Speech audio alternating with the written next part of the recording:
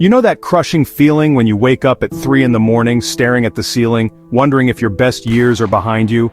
When every birthday feels like another door slamming shut instead of opening? When society whispers that dreams have expiration dates, and you're already past yours? Well, Margaret Chen thought the same thing on her 68th birthday, sitting alone in her empty apartment after her retirement party, wondering what the hell she was supposed to do with the rest of her life.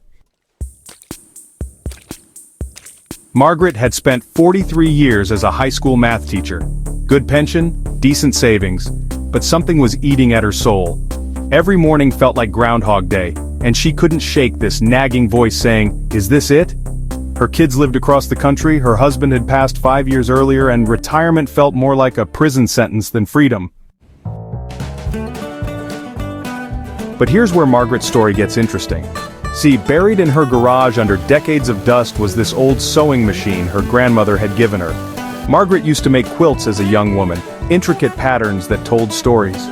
She'd forgotten how much joy those tiny stitches brought her, how each quilt felt like painting with fabric. One rainy Tuesday, feeling particularly lost, she dragged that machine out. Her fingers were stiff, her eyes weren't what they used to be, but something magical happened when she started piecing together scraps of old fabric. For the first time in years, hours felt like minutes. She was alive again. Margaret's first quilt was rough around the edges, but she posted a picture on Facebook anyway.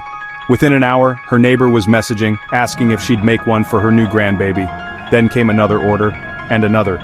Word spread through her small Iowa town like wildfire. But here's what nobody tells you about starting over at 68. Your body fights you every step of the way. Margaret's arthritic hands screamed after long sewing sessions. Her back ached from hunching over patterns.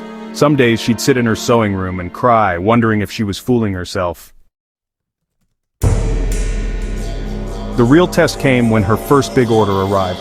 A local wedding planner wanted 20 custom table runners for a fall wedding, 20 pieces in 6 weeks. Margaret stared at that email for 3 days, terrified. What if she couldn't deliver? What if her age showed in shaky stitches? What if she failed? She almost said no, almost convinced herself she was too old, too slow, too everything. But then she remembered something her grandmother once told her. "Honey, the only time you're truly too old is when you're 6 feet under." Margaret said yes. She worked 12-hour days, her fingers dancing across fabric like a pianist playing her greatest symphony. When wedding day came and she saw 20 couples dining over her handcrafted runners, tears streamed down her weathered cheeks. This wasn't just about quilting anymore, this was about proving that dreams don't have expiration dates. Fast forward 3 years. Margaret's Quilted Dreams now employs 4 other retired women from her town. They ship custom quilts nationwide, their waiting list stretches 6 months, and Margaret recently bought the old hardware store downtown to expand her workshop, but, you know, the money isn't the real victory here. The real victory is watching Margaret's face light up every morning when she walks into her shop. It's seeing women in their 70s discovering they still have magic in their fingertips. It's proving that society's timeline for dreams is complete garbage. Margaret turned 71 last month.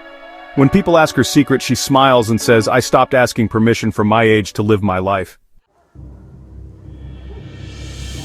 She started her dream business at 68, not despite her age, but because of everything those 68 years taught her about persistence, quality, and the deep satisfaction of work that feeds your soul.